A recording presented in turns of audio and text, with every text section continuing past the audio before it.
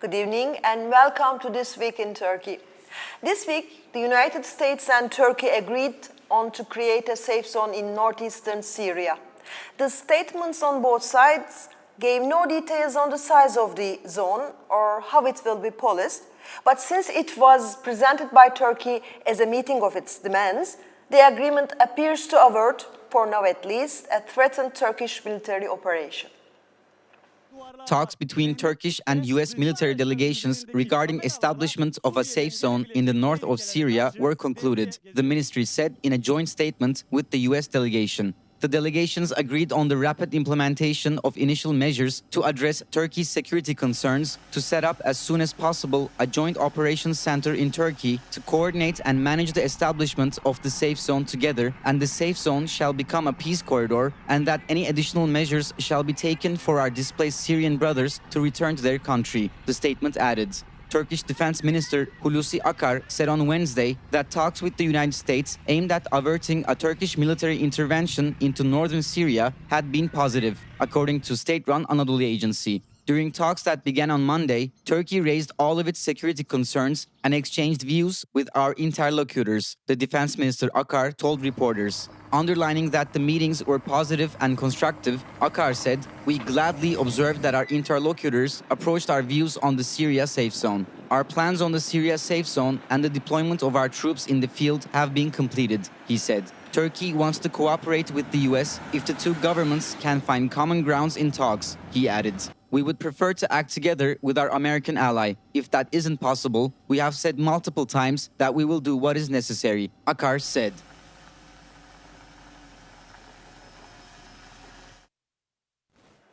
Joining me now from Helsinki, Finland, is Toni Alaranta. He is Turkey analyst and senior research fellow at the Finnish Institute of International Affairs. Welcome to the program, Toni Alaranta. Thank you for being with us. Thank you. Thank you. With Turkey and US agreeing to set up an operation center, as they call it, for Syria's safe zone, it looks like Turkey's third incursion into northern Syria is averted. Do you think so? Do you agree so? What is your take on the news of this agreement? Well, the incursion, or the Turkish military incursion, is halted for the moment, yes. So in that sense, we see a positive development. As we all know, President Erdogan threatened to implement an immediate incursion attacking the PKK-related groups in Syria. So this is now halted. Otherwise, we don't know much of the detail. For example, the question of safe zone, or like Turkey calls it, a peace corridor. The extension of it is still unknown. Turkey demands 30 kilometers deep zone, whereas the Americans have spoke a much smaller portion. All of this is, of course, basically crisis management, something that needs to be done in order to halt the immediate attack. Right. But previously, Turkey and US agreed for the withdrawal of YPG, the PKK-related groups, from the Manbij area, but they could never implement this agreement. So do you expect this time this agreement will implement it?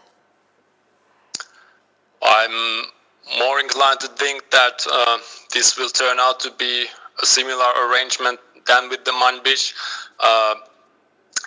The key question is here that the Americans want to demonstrate to Turkey that they do appreciate the concept of national security threat that has been constantly put forward by Turkey. All of this is indeed short-time crisis management. In the long run, of course, none of this can be a temporary arrangements. In the long run, as we know, the Americans are going to withdraw from Syria, if not sooner than later, and already at this stage, it would be, of course, important to connect this issue of Syria to the wider peace negotiations that should be restarted between the Turkish state and the PKK.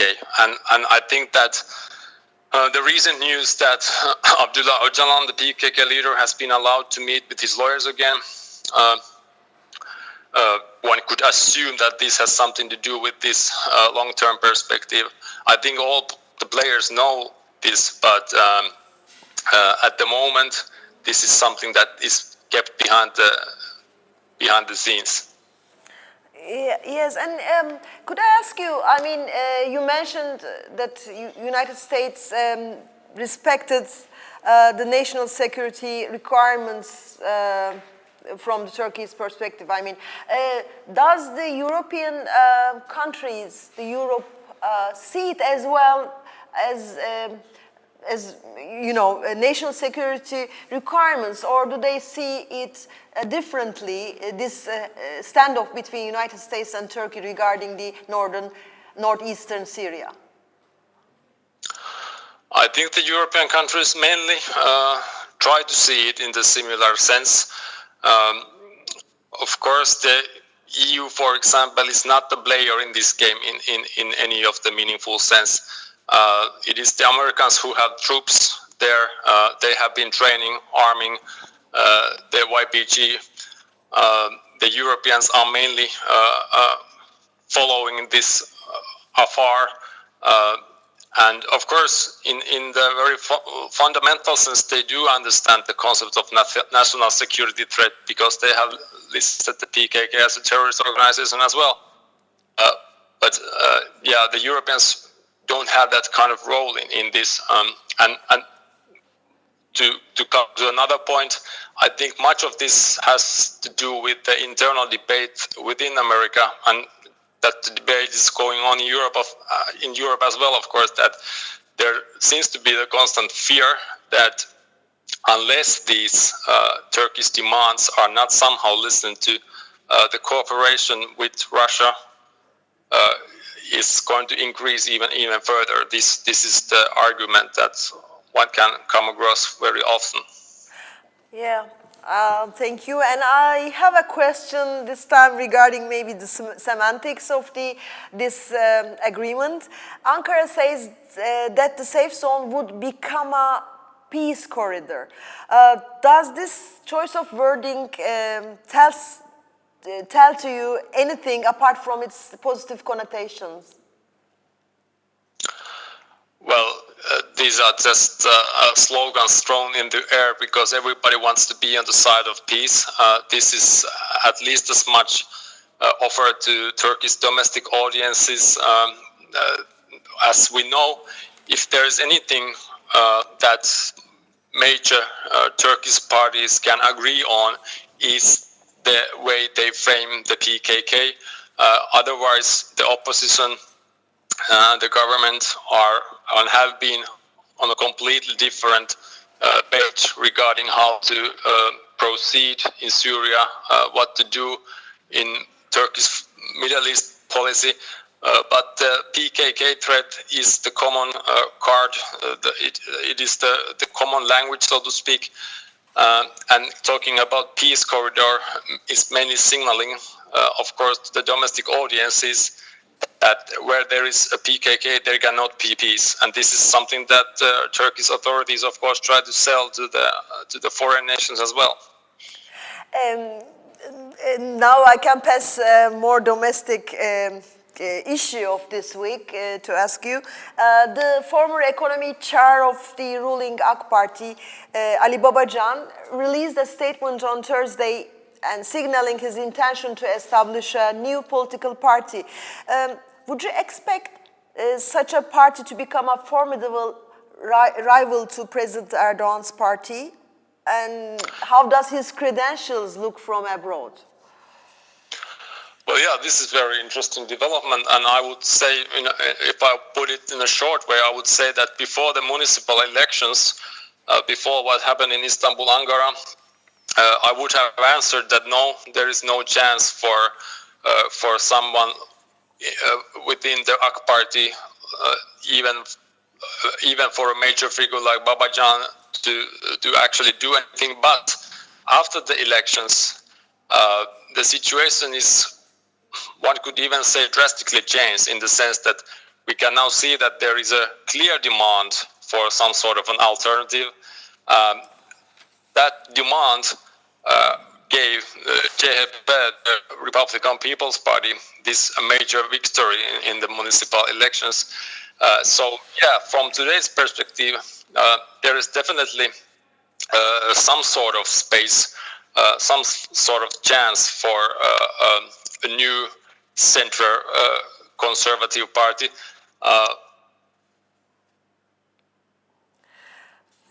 Thank you very much, Toni Alaranta. Unfortunately, we have a connection problem, and so, but he answered all of our questions. So maybe to paraphrase his last verse, he says that the new emerging figures in the political scene, although some of them are dissidents, together with the already established parties, could bring about a change in the management of the Turkey after the election victory of the opposition recently. And another, with the latest news regarding Mr. Babacan's new call, Ali Babacan was widely credited for overseeing the economic boom that helped carry the ruling AK Party to a succession of election victories. He recently released a statement on regarding his intention to establish a new political party. Babacan had long been rumored to be founding a new political party. In his statement, Babacan did not refer to such an initiative, yet he said, "With our friends, we have started working, thinking this is very important to overcome the problems Turkey faces." Declaring that their most important working principle is participation, Babacan said they began their endeavor in a period where populist movements around the world damage universal principles and values, and problems regarding the environment are disregarded. We want our society to live freely and happily in prosperity and in peace. We want our people, especially our young people, to look at the future with hope, said Babacan, adding that they will work to reach these aims. And the economy, Turkey saw a 16%, more than 16%, 16.65% annual hike in consumer prices last month. The annual inflation in July rose by 0.93 percentage points from 15.72% previous month. The highest price increase on a yearly basis was seen in miscellaneous goods and services with 26.93% in July, furnishing and household equipment with 25.41%, hotels, cafes and restaurants with 19.85%, alcoholic beverages and tobacco with 19.23%, and food and non-alcoholic beverages with 18.21% were the other main groups where high annual increases were realized, the institute said. Over the past 5 years, annual inflation saw its lowest level in April 2016 with 6.57% and its highest level last October with 25.24%. Thousands of people staged a large protest on the outskirts of a small town in northwestern province of Çanakkale on August 5. That was against what they say will be pollution from a foreign-owned gold mine project. Public opposition to the site owned by Doğu Biga Mining, the Turkish subsidiary of Canada-based Alamos Gold, mounted after the firm allegedly cut down 4 times the number of trees than it declared in an environmental impact report. Since July 26, environmentalists have set up camp near the town of Kirazlı and started a watch they call Watch for Water and Conscience. Activists say cyanide will be used to extract gold in the Alamos project and will contaminate the soil and waters of a nearby dam. The mine will harm the ecological balance of a wooded region near Kaz Mountains, which produces huge amounts of oxygen and is home to diverse flora, a deputy mayor of Çanakkale said. Tema, a charitable group focusing on forestry, said 195,000 trees were cut down for the project. The Çanakkale municipality claims that the number is as high as 600,000. A statement by Doğubiga said 13,400 trees had been cut down for the mine and that trees would be replanted in the area once work is completed. The protests have been likened to the Gezi protests of 2013. A new law that went into effect this week will allow Turkey's radio and TV watchdog to censor streaming sites like Netflix. Turkey has granted its radio and television watchdog sweeping oversight over all online content, including streaming platforms like Netflix and online news outlets. The move has raised concerns over possible censorship. According to the regulation, internet broadcasters have to pay licensing fees ranging from 10,000 Turkish lira to 100,000. Non-compliance might result in a total shutdown of the broadcasters. The fees are non-payable amounts for many of the web-based independent news broadcasters in Turkey. The move was initially approved by Turkey's parliament in March last year.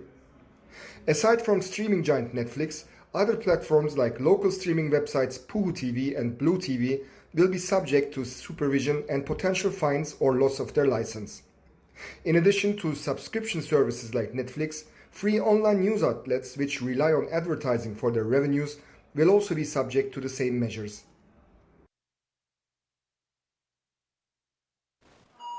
Turkey is set to see first new church construction in 100 years. The new church, located in the Yeşilköy district of Istanbul, which has an Assyrian population of approximately 18,000, will be completed in 2 years. In Turkey, there are an estimated 25,000 Assyrians, the majority of whom live in Istanbul and Mardin. Assyrians who have fled the Islamic State in Iraq and Syria are also among the 4 million refugees that Turkey is currently hosting, along with Yazidis, Kurds, Arabs, Turkmens, and other ethnic groups. It is the duty of the Turkish Republic to meet the worship needs and all other necessities of our Assyrian community, the ancient children of our region, Erdogan said at the ceremony. The church will be constructed on an empty lot belonging to the municipality near the Italian cemetery in Yeşilköy, and its construction is expected to take about 2 years. The renowned film critic Cüneyt Cebenayan passed away this week at a car accident. Cebenayan passed away in a car accident on the 3rd of August in central Anatolia. He had worked for Roll and Express magazines as well as CNN Turk and had produced programs for Açık Radyo. Cebenayan was also a film critic for Daily Bir Gün since the paper's foundation. As an outspoken left-wing cultural and political figure, Cüneyt Cebenayan's social critiques were as controversial as were his film reviews. During the 1999 Marmara earthquake, Cebenayan lost his son, mother, and father. He was also the brother of archaeologist Yasemin Cebenayan, who was killed in a deadly bomb attack by the PKK in 1994. Cüneyt Cebenayan was 58 years old. He was survived by his wife Ayşegül and his daughter Elif. This is all from This Week in Turkey. Thank you for watching us. See you next week.